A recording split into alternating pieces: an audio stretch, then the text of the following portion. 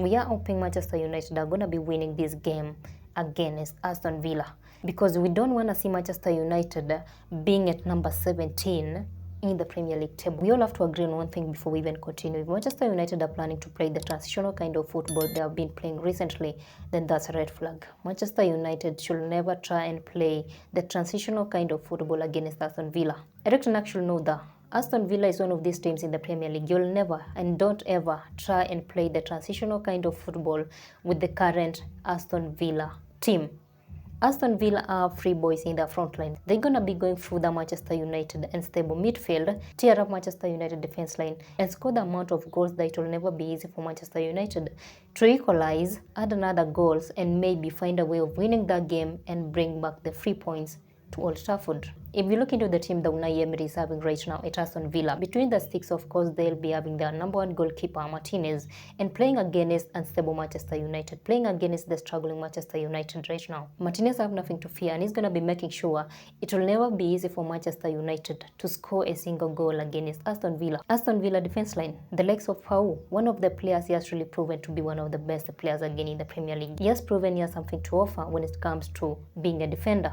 And they have showed a good doorship in that Aston Villa's defense line together with Konsa, one of the key defenders for Aston Villa. When it comes now to Ian, one of the very young talented players in the Aston Villa team, he has been a really good fit for the Aston Villa's left back. And when Aston Villa are in possession, Ian is one of these kind of players. He'll make sure he is always in the penalty position to give these other players go forward and find a way of scoring goals for the team. And having this player in the left back, it will never be an easy thing for Rashford to score goals. If you look into Aston Villa's midfield, what are we talking about? One of the best midfield right now again in the Premier League. I know these other teams have really good midfields. Having Yauri, having Ramsey, having Bailey, and now having the real Onana in the midfield. How Manchester United will make to go through the midfield is now the big question. This midfield is so together. On the other side, we know how Manchester United are struggling in their midfield. We don't know even who are supposed to be starting for the Manchester United midfield. For now, we are even afraid. What if Bruno will start? Then he'll be given a red card. What if Casemiro will start? Then he'll be all over the place again. What if Maino will start and he'll be left alone struggling in the midfield with no one to help him? Eric Ten Hag should figure out in the game against Aston Villa and get the right players to start in the midfield for them to find a way of balancing their game and giving Aston Villa players enough time to go. And giving Aston Villa a time to go through the midfield. When it comes now to Aston Villa's forward line players, having Watkins, Duran, and Morgan in their forward line, can you just tell me, how do you think Manchester United are not screwed in the game against Aston Villa?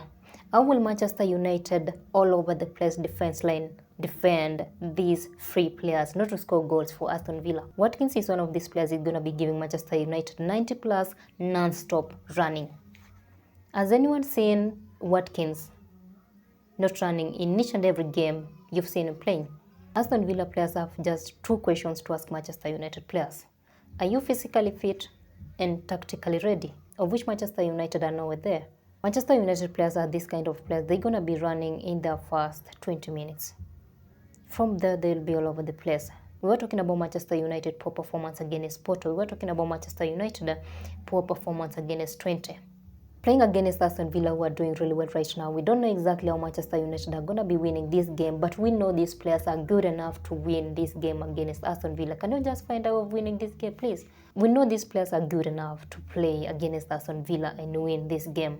But Eric Ten Hag must make sure he is getting the right players to start their game against Aston Villa. Of course, between the sticks, and Onana should be starting.